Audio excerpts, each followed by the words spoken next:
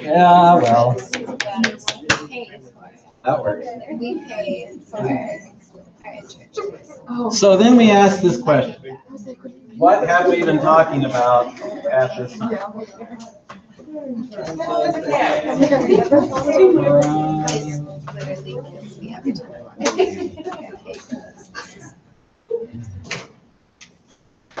When we're talking about probability, okay, and specifically when we're talking about binomial probability, okay, what is binomial probability dealing with? It's dealing with categories.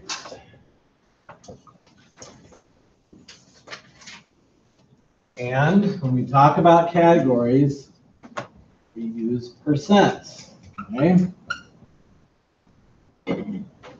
Now, as you have seen in the past, when I use the word percent, that doesn't mean that every percent is over here. Okay, it is using percents, but there's a specific situation that we're talking about, and we're talking about people in categories, and we're talking about the percent.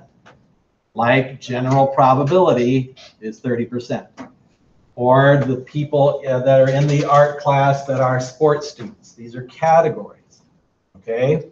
So we're looking at this as in categories and percents, but this is not the only thing that we want to deal with. We also want to work with measurements. What do we mean when we say measurements? It's when you're not asking somebody, do you have a cat or not? But you're asking them something like, how much do you spend at veterinary care? Or what's your blood pressure? Or how many CDs do you own? Or how many songs have you paid for? Or something like that. So when we're dealing with measurements, now we're talking about numbers that change. The numbers that change are the actual measurements that we're taking.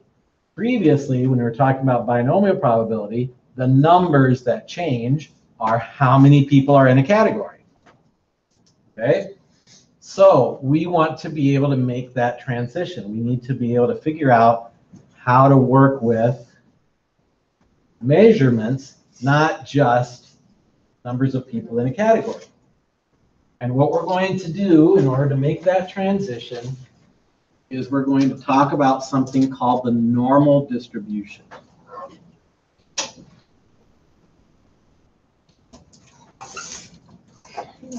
The normal distribution is going to be working with measurements. It's not going to be working with these percentages. Well, okay, there's a connection, but we'll get to that later. And how we're going to make this happen is by using Plinko.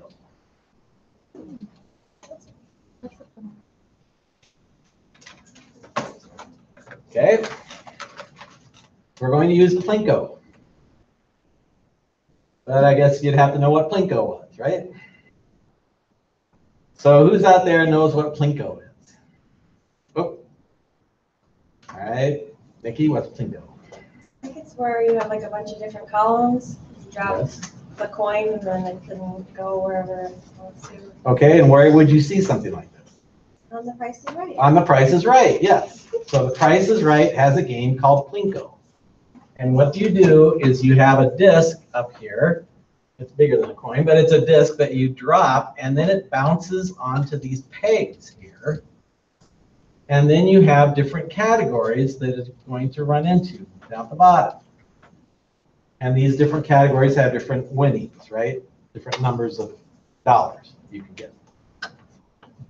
So we have to understand how Plinko works.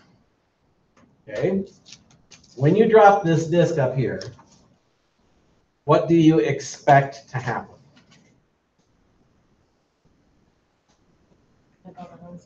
It's going to go to one side or the other. That's correct. Okay? So then the question comes, what do you expect to happen the most often? Would you expect it to go all the way to the left, all the way to the right, or would you expect it to be more into the middle?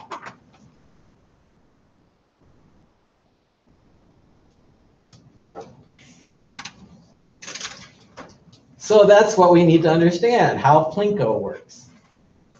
And so then when you think about what happens to something like blood pressure, there are different things that give people high blood pressure, right? There are also things that could make it lower. And so everybody has all these different possibilities that are going on. Some of them will make them higher, some of them will make them lower. So the question is, what do the numbers actually look like?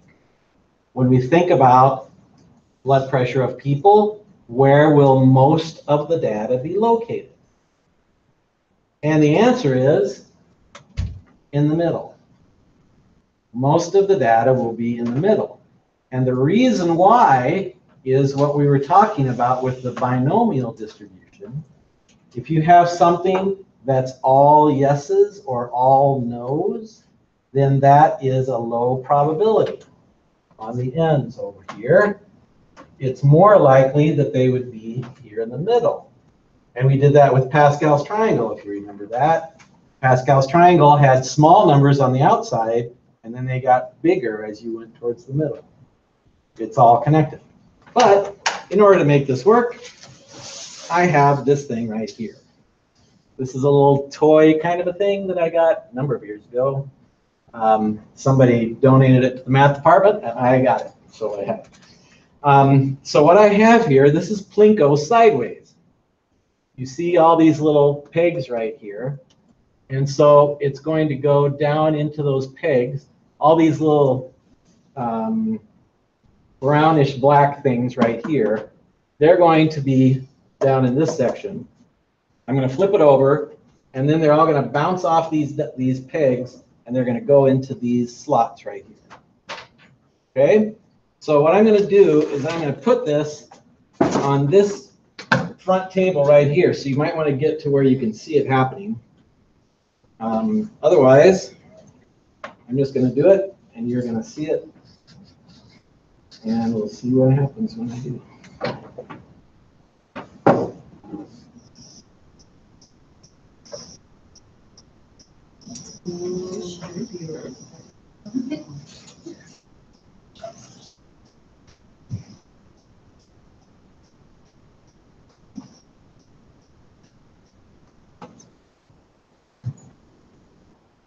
What do I got?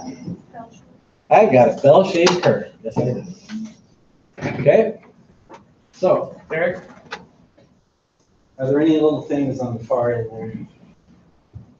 Yeah. Yes, there are. The other side? Yep. Yep. So it's possible that something can come out of this hole and bounce off these pegs and go all the way out to this end right. It's also possible that they can go all the way over here. But that's not what happens to most of them. Most of them, whatever happens to them to go to the left, could also go to the right, and so they average out to be more in the middle than they are on the outside. And this is the bell-shaped curve. Okay? Now, what happens is that we have the normal distribution based on that idea of having a lot of things that could either go higher or lower. And I showed this to you here. And what I've got, let's say I've got this binomial distribution, okay? Here's a binomial distribution. N is equal to 7. X is equal to 4. Let's make it 3 like we had before. Okay. So this would be a look at the binomial distribution in terms of each rectangle is telling you the amount of probability. Okay. But if I go up to 150, it looks like that. That's a bell-shaped curve.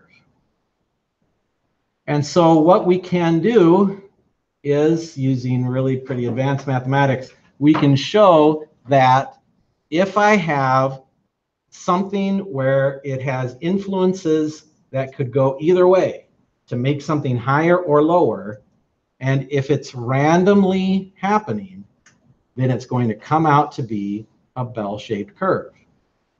Now, What I want to show you on this, and I just posted these notes so you could have them. We're going to take a look at the textbook here. And we're going to go to book contents, normal distribution. Oh, it closed its thing on me. Oh, timeout on that one too. Okay, so it doesn't want me to do that. Standard. Okay, here we go. So yes, we're going to actually take a look at one thing that's in the textbook here.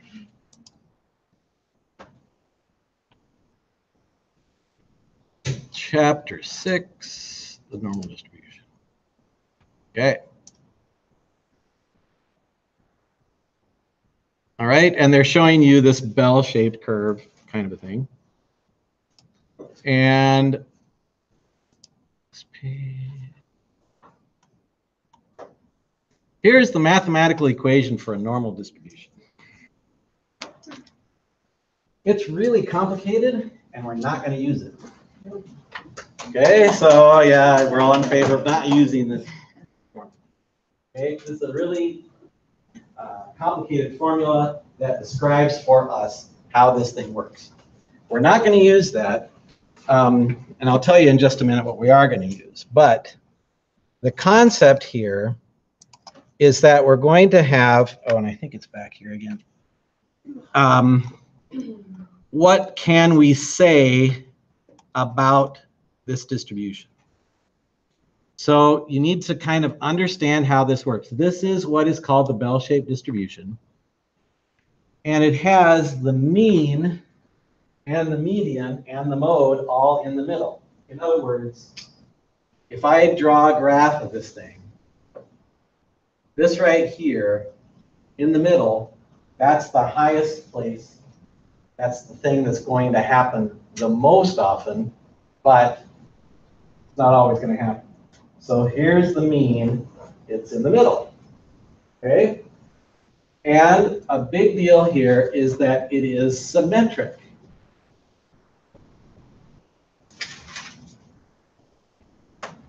Symmetric means it's the same on both sides. So if you look at it in a mirror, it's the same shape. Okay? That's important to know. Now, when we say something is bell-shaped, that's not the same thing as U-shaped, and it's not the same thing as V-shaped.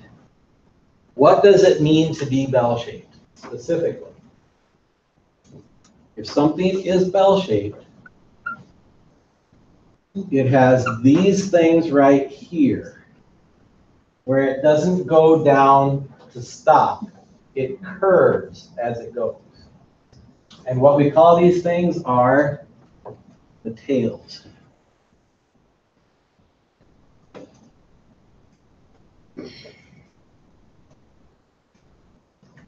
Why would we be interested in the tails? Because that's where the unusual things happen. If you have a bell-shaped distribution, the tails are the unusual places. Okay? Like we just demonstrated, most of the information, most of the data is in the middle of the distribution. If we want to say where are the unusual events, they would be in the tails. Now I got to caution you, not every distribution is bell-shaped. We had some that we already did here in class where we had the discrete probability distributions. We had probabilities listed for each thing, and it could have a big one at the beginning and then a great big hole in the middle. That can happen. We had other situations where you had gaps and you had outliers. This has no gaps in it. Okay? So there's nothing here that's a gap. So this is like an ideal situation, if you want to call it. This is a mathematical formula situation. Data itself does not look like this all the time. Okay.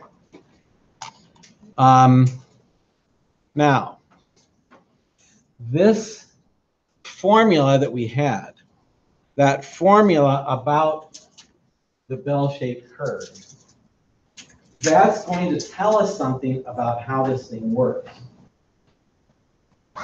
And so what we're going to start with is dealing with something called the standard normal distribution.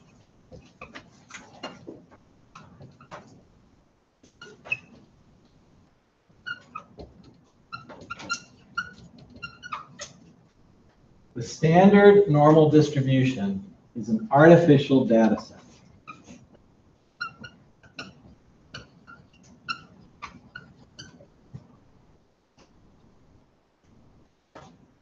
So it's constructed from the mathematical formula. So based on that complicated thing that we had, which is based on Plinko and all this other stuff, we have this artificial data set. And it gives us a bell-shaped curve. Not all data fits this thing, but we create this so we can use the mathematical formulas. What is true about this artificial data set? First thing is the mean is equal to 0. We construct this data set to have the mean equal to 0. And then the second thing that happens is that the standard deviation is equal to 1.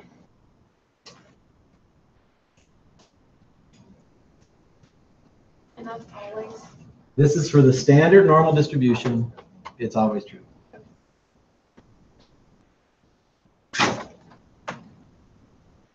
So what does that actually look like?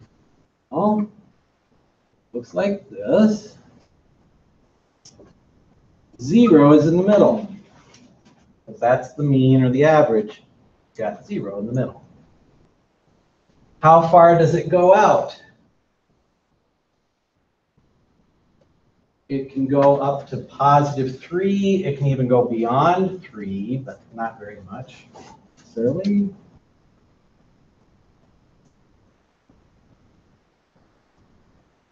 It can go down to -3.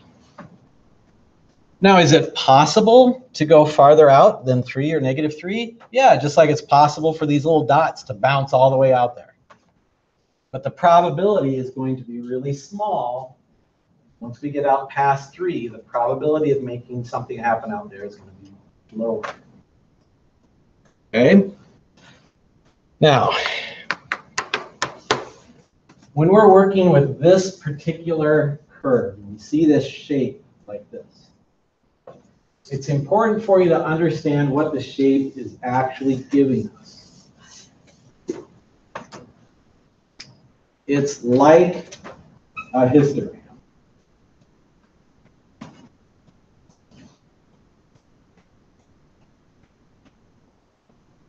Okay? A histogram would be telling us how much data is in each part, right? That's what this thing is also telling us.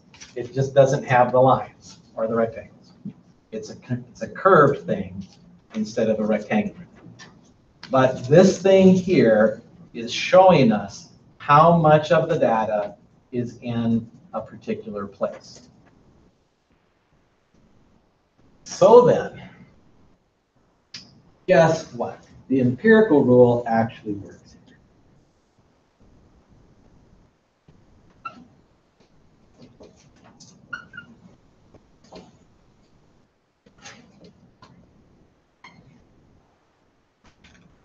95% of the data is between -2 and +2.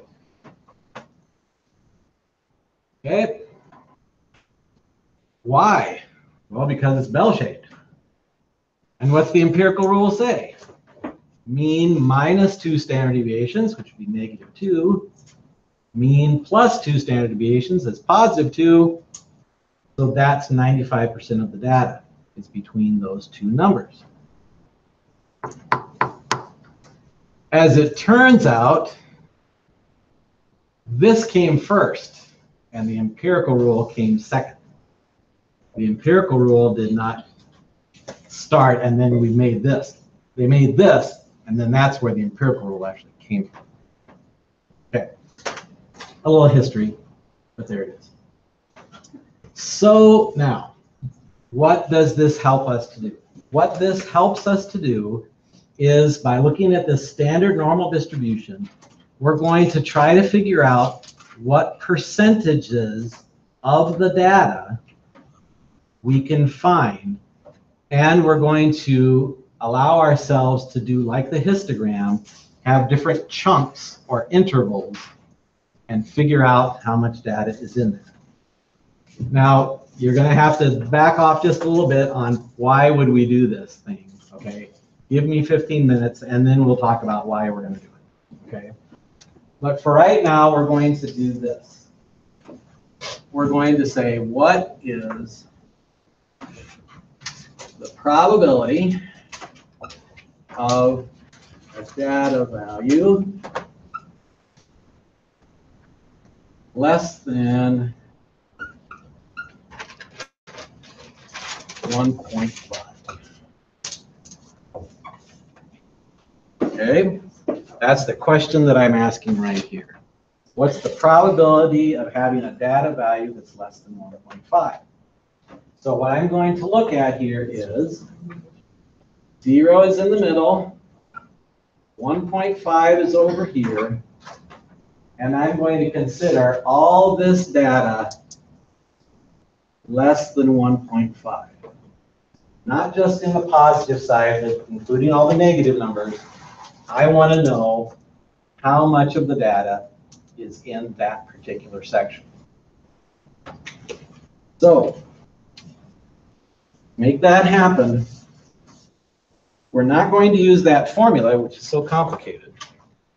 We're going to use something which is in your textbook, and it's a table of numbers. So I'm going to go there. End matter. The standard normal distribution. Okay, so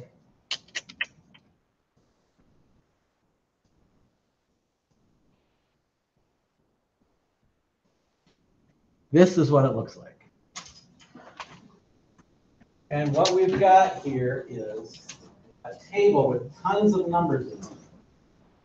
That's the first page. And then the next page, oops, don't do that to me. Standard normal distribution. And the next page looks a lot like it. It's a big set of numbers. Notice that what you've got down here, this picture looks like the picture I just drew. So what you want to be able to do is match up the picture, okay? This picture looks like this, looks like this. That's what you want, okay? Now, what do we call these things? What do we call this artificial data set? We call it Z. Z-score. Or Z values. Okay?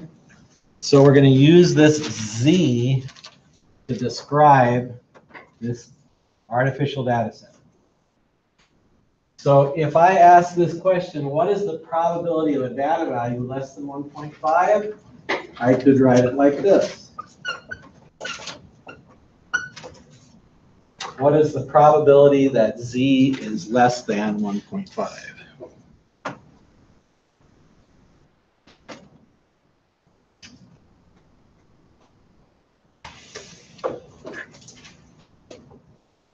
And when you want to understand how this works, we can say probability. We can say percent of data. We could also use the word area. Those all mean the same thing. So if I say, I want to know the chance of getting a data value less than 1.5, or if I say, what is the percent of my data, which is below 1.5, or if I say, what's the area of the curve less than 1.5, those all mean the same thing, okay? So how do I actually find this? Well, what you'll see is that in the first column of this table E is where you're going to be looking for all this stuff.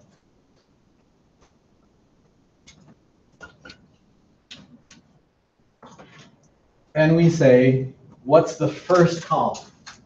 The first column are the z-scores. And then what's in here, these numbers in the table, these are all the area numbers. We find the z-score, and then this set of numbers tells us the area. So if we go down to 1.5, we'll just take the first column here.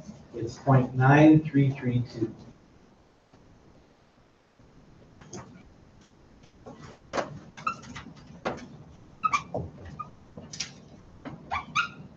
And I find it helpful to actually write that number in the picture, okay? What is the probability of having a data value less than 1.5? It's pretty high. That's where a lot of the data is. 93% of the data is in that. And again, when we're talking about rounding things off, the decimal number, 0.9332, if we're going to call it a percent, we can call it 93% or 93.32%. That's not a huge deal in my mind. You have to be careful what the textbook is asking for so that you can put that in correctly. So that's what we have here. We want to find the percent of data. Those numbers are all in the inside of the table. The z-score is over here. However, let's say we wanted to find the probability that z is less than 1.07. So what we're going to do is we're going to look at 1.0, which is here in the first column, but then that third digit, or the hundredths place, that's going to take us over here where we see the 07. So 1.07 is this number right here. 1.0, and then we go out from there, 7. 1.07, so that's 8577. Set.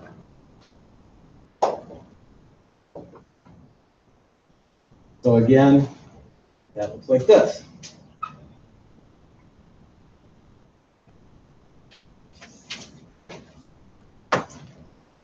What if I wanted the probability that z was less than 0.84?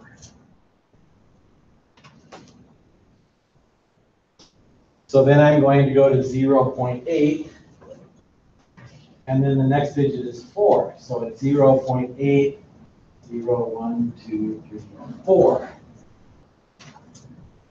0.84 gives me an area of 7995.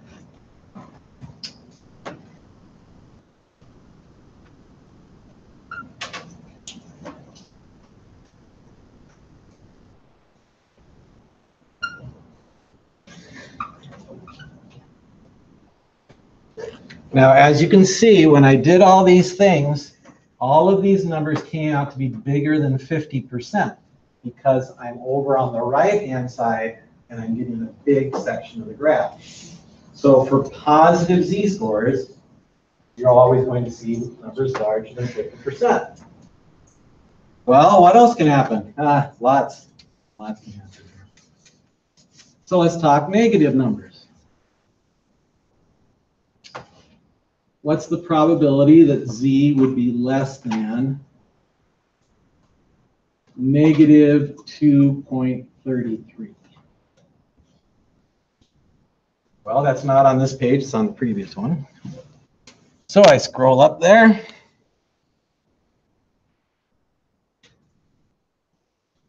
And I say, okay, what have I got? I look at the first column. So here's a negative 2.3. And then I'm going to go over to 2.33. And I see it's 0, 0, 99.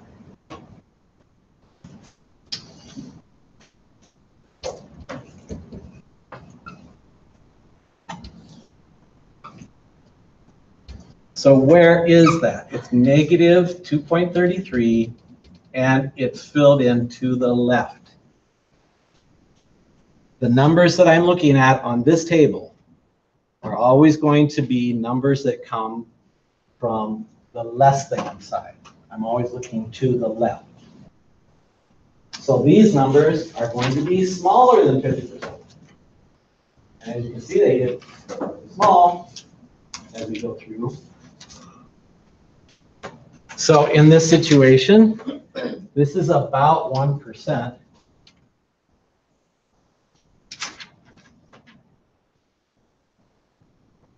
So if I look at this and I say, would I be surprised to have a data value less than negative 2.33?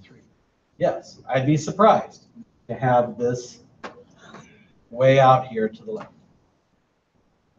All right, so this information that we have was all talking about going to the left. It's relatively simple for us then to go to the right instead.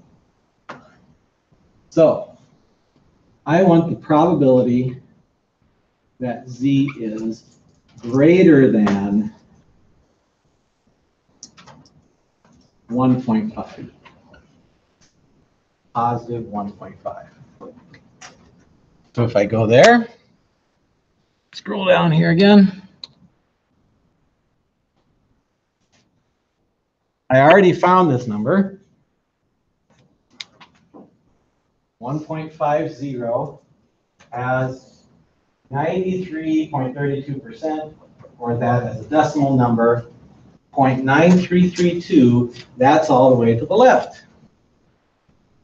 Well, but that's not what I want. Right now, I have a greater than symbol. So that means what I want is this section to the right.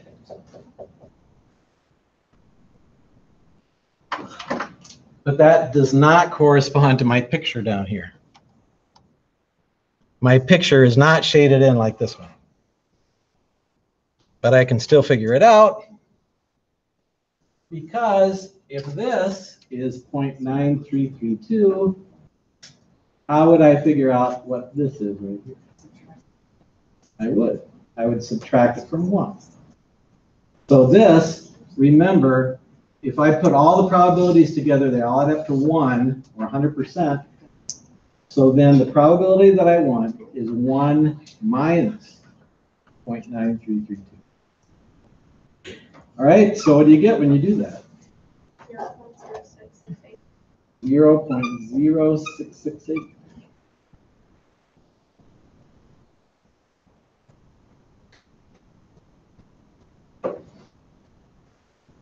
So now we have a situation where we say if I go to the left, I just look it up right on the table. If I go to the right, then I have to do 1 minus that number, whatever it is. Now, am I surprised if I have something that looks like this? 0.0668? Not a lot, okay, but kind of, right? It's a really low probability. It's not 5%, but it's still pretty low. So I would say, that's kind of on the borderline, maybe a little bit surprising, okay? So if I have any numbers that are greater than, then that's where I'm going to use 1 minus probability. Or if you want to say, I'm going to look for data values where I use the greater than symbol, that means I'm going to the right, then I'm going to take 1 minus the area to the left. Because all of the table values are up to the left, so if I'm going to the right, I'm going to take 1 minus that table value to get the right answer. Okay. But that's not all. Okay, so we're going to do another kind of situation here.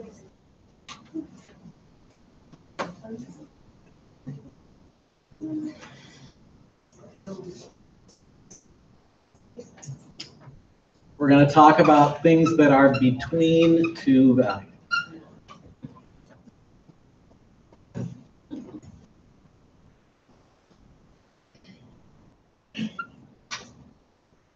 So let's say that I want to know what's the probability of data where Z is between 1.1 and 1.5. So this is how we would write it. If I want Z between those two numbers, that means it's greater than 1.1, it's less than 1.5, then that's going to look like this.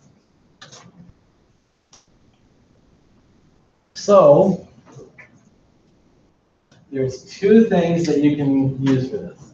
One, it's very simple. You don't have to think about it hardly at all. The other, you draw a picture. And so we're going to do both. We're going to start by doing the draw the picture thing. If I go to 1.5 and I look that number up, that would be all this stuff in blue right here. If I look up the thing for 1.1, then that would be all this stuff in black. So what is it that I really want? What do I really want? I want the in-between. So the one with the dots in it is what I really want. Okay, so I look up my numbers, but I can't get it directly from the table. But I can figure it out by subtracting. So if I look at 1.1, the number I get is 8643. If I look at 1.5, the number I get is 9332. So in order to find out what I really want, I would subtract. So then I take, and looking at the picture then tells me what is the direction of the subtraction. I'm taking this 1.1 and subtracting it off of the bigger 1.5. So then 9332 minus 8643.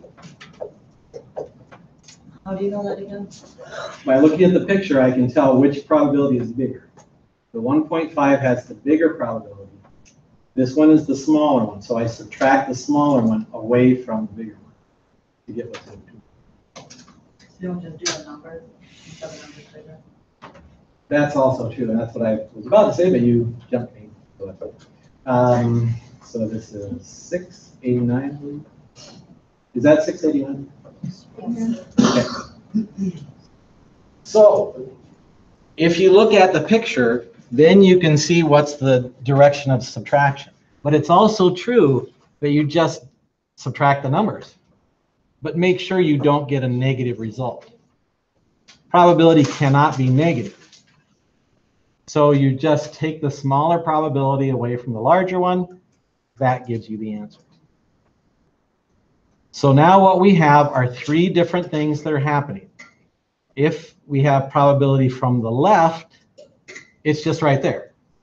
If I'm looking at a less than, it's just right on the table. If I have a greater than, I have to take 1 minus that number, and I can make that happen. If it's between two numbers, then I'm going to find, and it's important that you do this, you find the area for each one, and then you do the subtracting. You don't subtract 1.1 from 1.5. That would be wrong and bad and horrible and unnecessary. So don't do that. So what you have to do, though, is look up the table numbers. Then you do the subtraction. Okay, so you have to look up the table, the area numbers, and then subtract. Don't just subtract the z-scores. You subtract the area number. And again, each one of these things is a z. Everything on the horizontal here is a z. And 0 is always in the middle. 0 is the mean. It's in the middle. If it's positive, that would be to the right. If it's a negative z, it's to the left. All right. I missed it. Oh, rats. I hate it when I miss it. Okay. So now we're going to ask the question, why would we do this? And here's the answer. The answer is we're going to use this information for actual data sets. Not an artificial data set anymore. We're going to have an actual data set. So let's talk about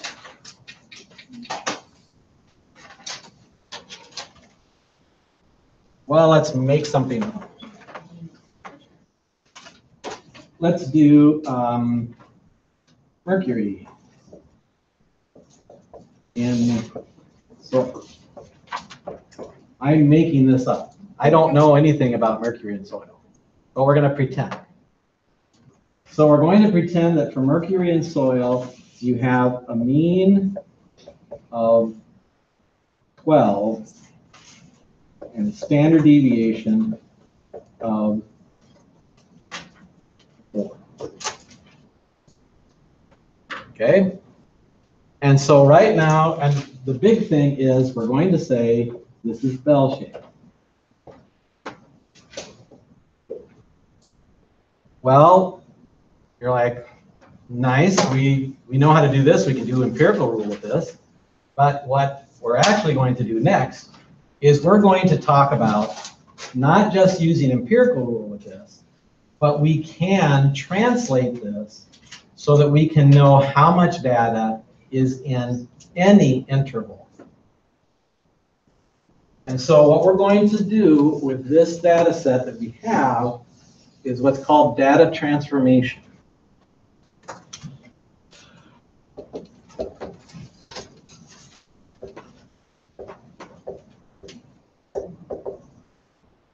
And if you took some algebra where you actually took like a graph and moved it around, that's data transformation. So this is what we're going to do with this. And it looks like this. Z is equal to the data value minus the mean divided by a standard deviation.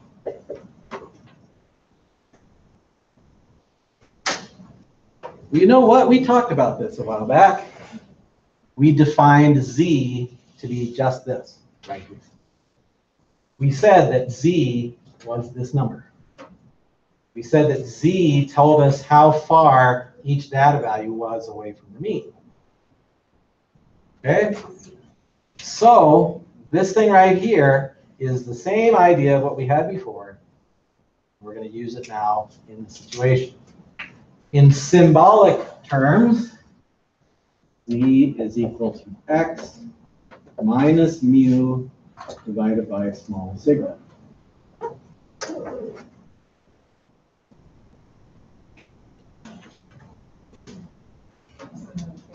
So again, what do we specifically talk about here? We're taking a data value minus the mean. That thing on top has to be done by itself, and then you divide by standard deviation.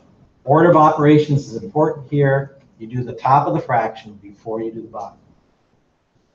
Okay. So this then allows us to take any bell-shaped data and take all of our data values and make them into z-score. And once we do that, we can then use the table to make stuff happen. So for example, what percent of the data is above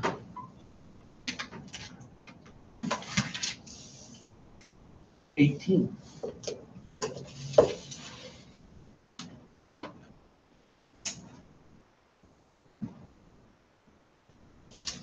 So I'm going to draw a picture here. And the picture has a 12 in the middle, because that's my data average. And then it's got an 18 over here. And I want to know what that number is, what that percent is. How much of the data is higher than 18? So how do I answer that question? Well, I do the z-score. X minus mu divided by sigma. I need to know what those numbers represent. What data value am I working with here? I'm working with the number 18. So I'm going to take 18 minus 12 divided by 4.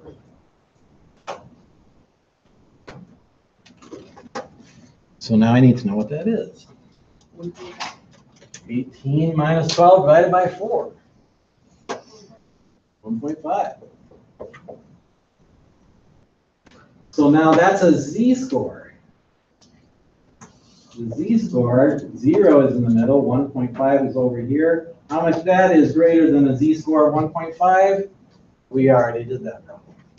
Okay, z-score is greater than 1.5. 1 minus 9332. 668. Is this what, greater than 1.5? Yes, because we said above 18, so that would be x greater than 18, z greater than 1.5. So now let's do another one. What was the answer? 0.668, which would be 7%.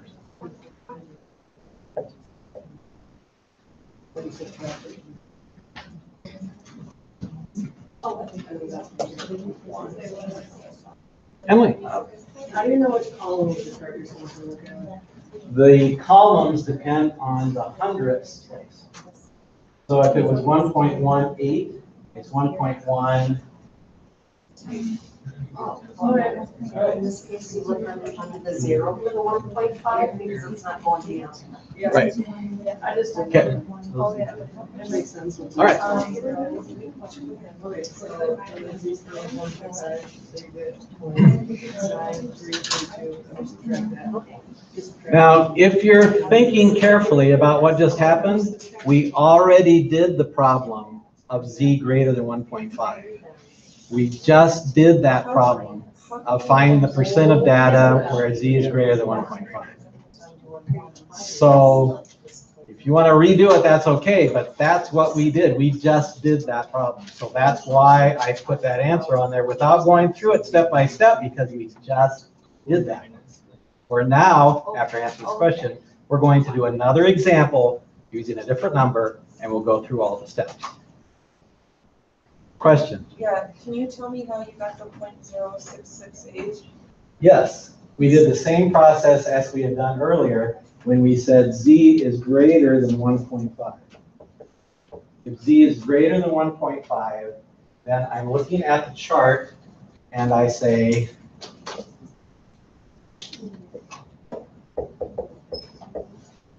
for numbers that are greater than, I always have to think about those table numbers are less than.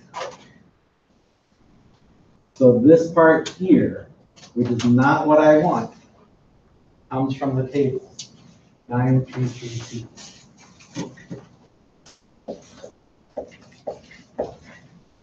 So then in order to know what this part is on the right, I'm going to take 1 minus that number.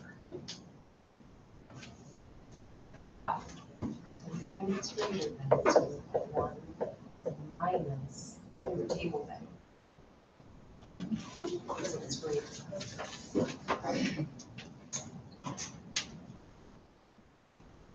All right, so now we're going to do it with a different number that we haven't used before, so that you can see how all the steps need to happen. So now we're going to say what percent of the data is below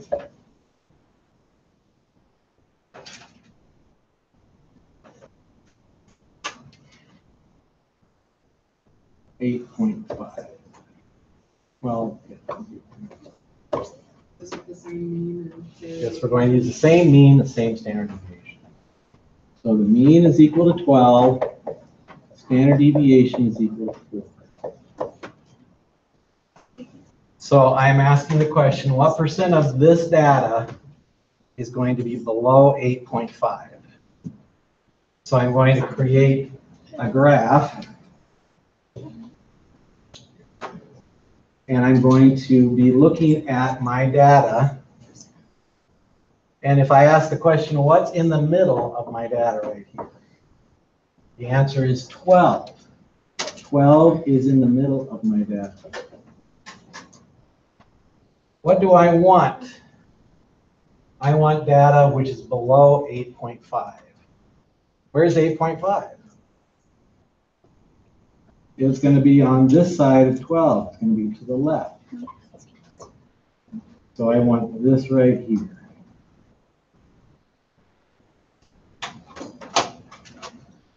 So I'm looking at this and I'm putting it on the graph and I'm making a picture so that I can make sure I'm translating correctly between my data values and my z-scores. My data values have 12 in the middle, 8.5 is to the left, and I want below 8.5, so I shade it in to the left. So then I'm going to take my information and I'm going to transform it into z-scores. I know that the z-score in the middle is 0. But then if I have an 8.5, I don't know what that z-score is right now. So I'm going to say z is equal to 8.5 minus 12 divided by 4. So that I can know what my z-score is.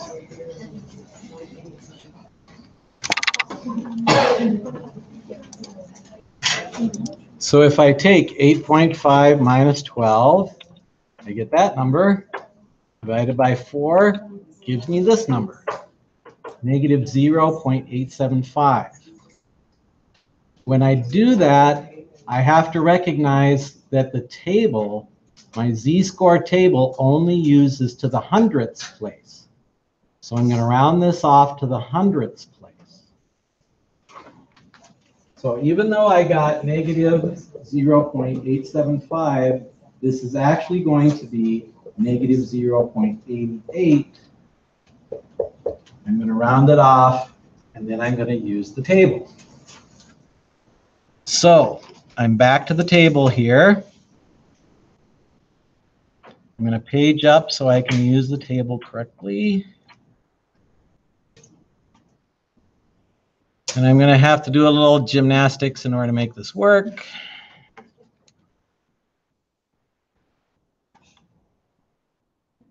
Because I want you to see exactly where it is.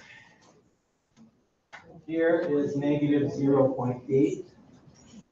And I'm going to go all the way over here to this number, 1894. So my table number is 1894. That's on table E.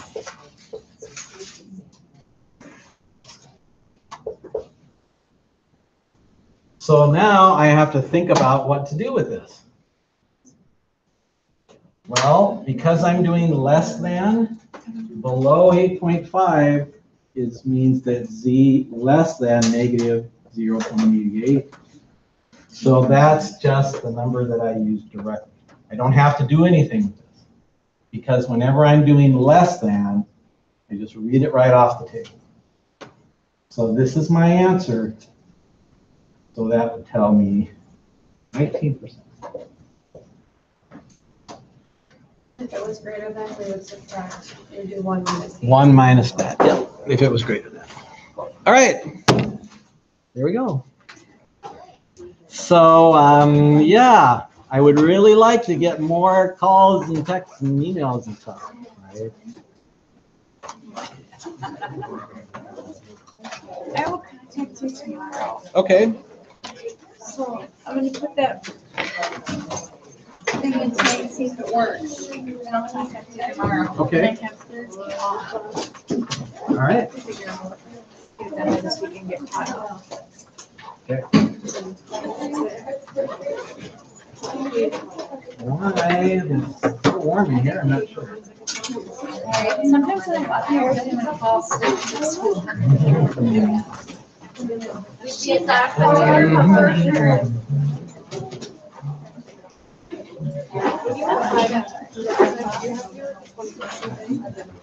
It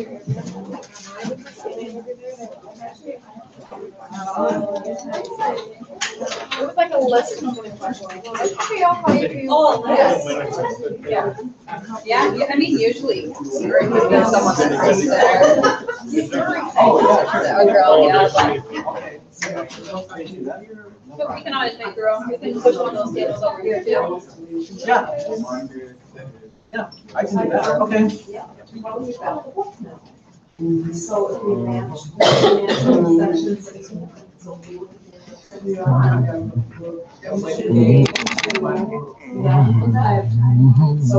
even marks. The yarns in there, you're able to. Control 0. It is, but it's still. Okay, so where am I? I'm right here. Say, how Kathleen doing? I'm doing well. How are you? Yeah. You know, it's really hard for me because I'm only teaching 2 classes. So it's almost like I'm on vacation, but not really. So. But yeah, we had a lot of A's and B's on the first test. Okay. Not a lot, just a few. 4. But so yeah, that was good news, and obviously a very active group. Yes. That's good though. It is definitely good. So if we can get them past the frustration point so they'll actually contact their teacher, then I think we'll be doing better. And yeah. So I'm going to change Humphrey's due date here to I was gonna say, we should almost and try to coordinate the schedules, because you save hopefully that. do redos, so that would be good. Did you work on it? I did. It's same as you've got on the information, otherwise feel free to snap a picture and then you got it. Yep. Yep, feel free to bug me as much as you want. Okay, so see you later.